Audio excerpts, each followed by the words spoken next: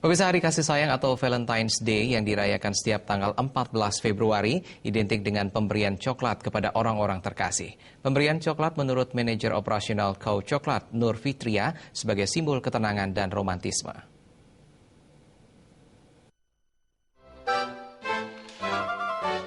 Tampaknya sudah menjadi sebuah tradisi saat Hari Kasih Sayang atau Valentine Day untuk menunjukkan rasa cinta dan sayang baik kepada pasangan, keluarga ataupun teman dengan memberikan coklat.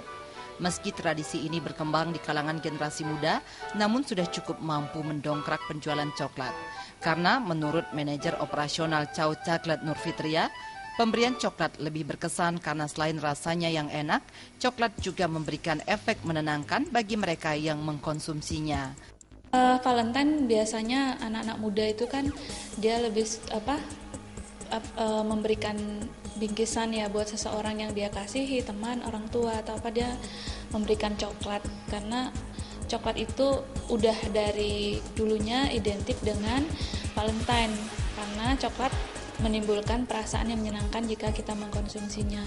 Jadi anak-anak di sini atau ada juga online lewat sosial media yang order bentuknya seperti bunga, jantung, seperti itu. Selain memberikan efek menenangkan, ternyata coklat memiliki banyak manfaat untuk kesehatan tubuh. Di antaranya, mampu menangkal radikal bebas karena kandungan antioksidannya yang tinggi dan mencegah kanker. Bahkan dalam penelitian di Harvard membuktikan mengkonsumsi coklat dapat memperpanjang umur. Selain itu, coklat juga sangat baik dalam menjaga kesehatan jantung karena mengandung flavonoid DNA asam oleat yang menurunkan LDL sekaligus mengangkat plak pada pembuluh darah.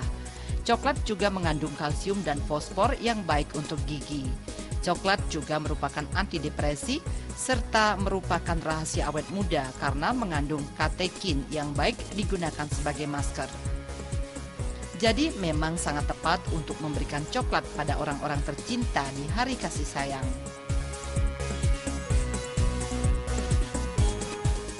Purnama dan Alit Setiawan, Bali TV.